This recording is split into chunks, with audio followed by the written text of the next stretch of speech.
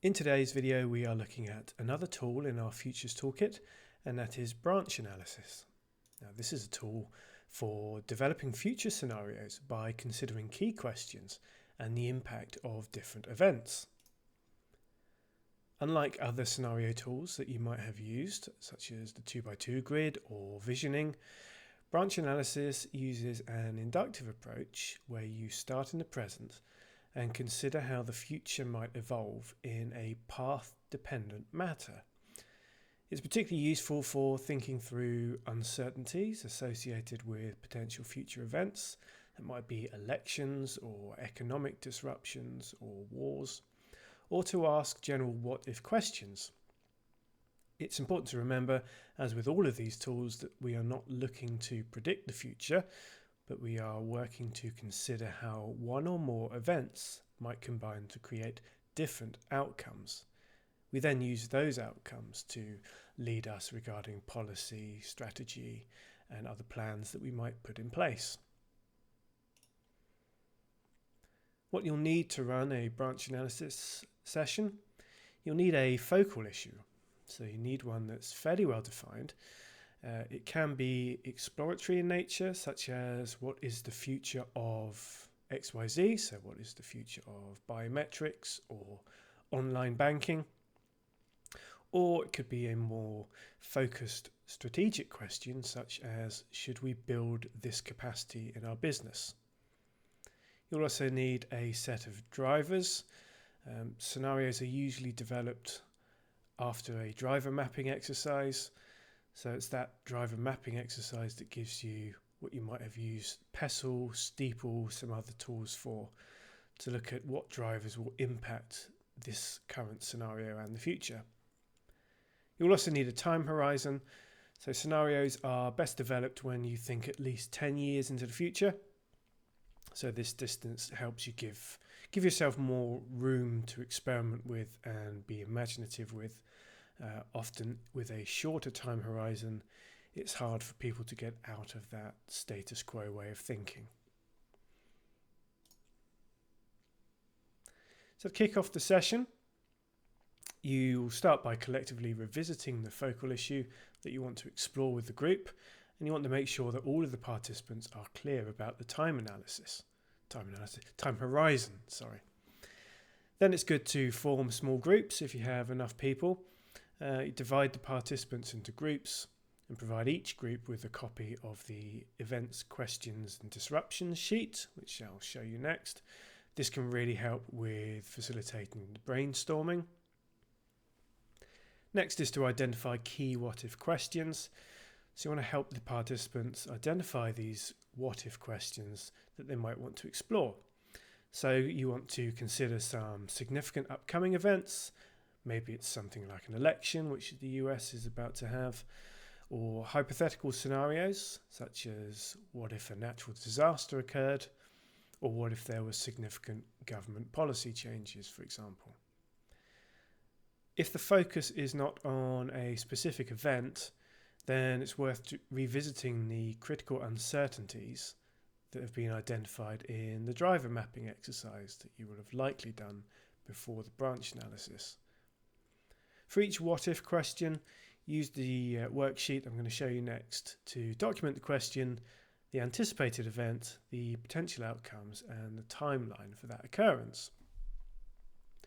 Then you want to brainstorm any current disruptions or wildcards, which are high impact but low probability events that might significantly influence future scenarios.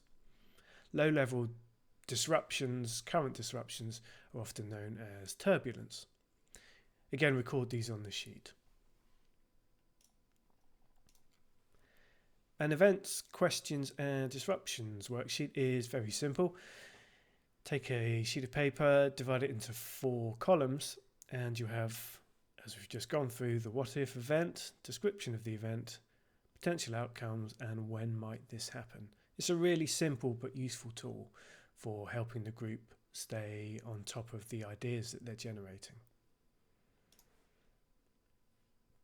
Next step is to reconvene as a group and discuss the questions and associated outcomes that have been deemed most crucial for exploration.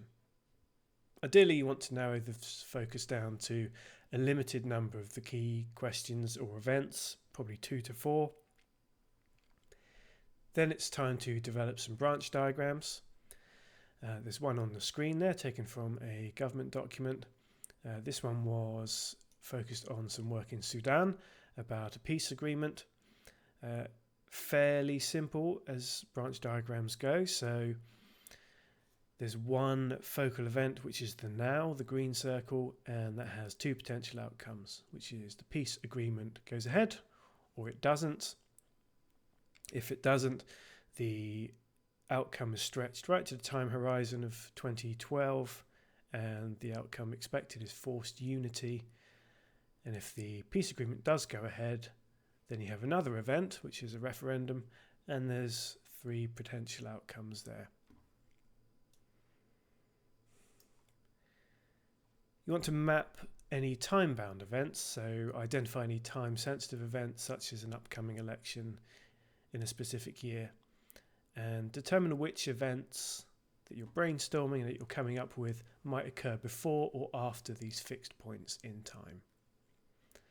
Then it's time to get to the really fun stuff, which is combining events to formulate scenarios, which is a more rich picture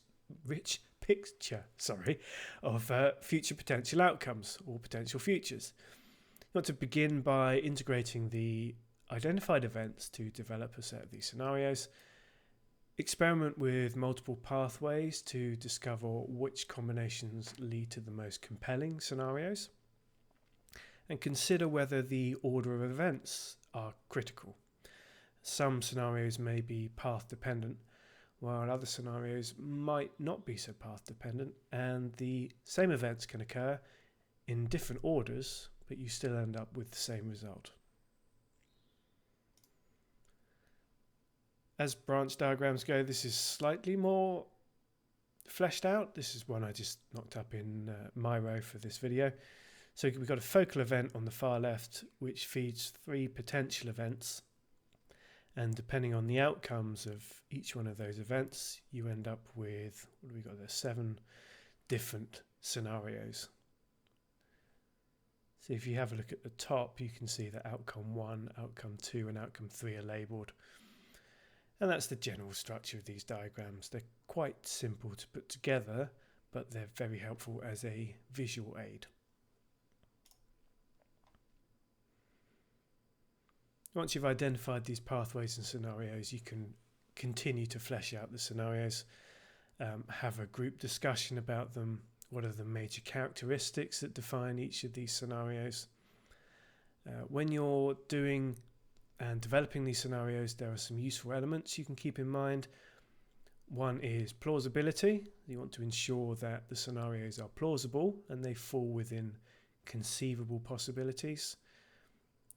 Fairly useful tool to keep in mind here is the cone of plausibility, or the futures cone, which I've done a video on already and I'll link somewhere on the screen.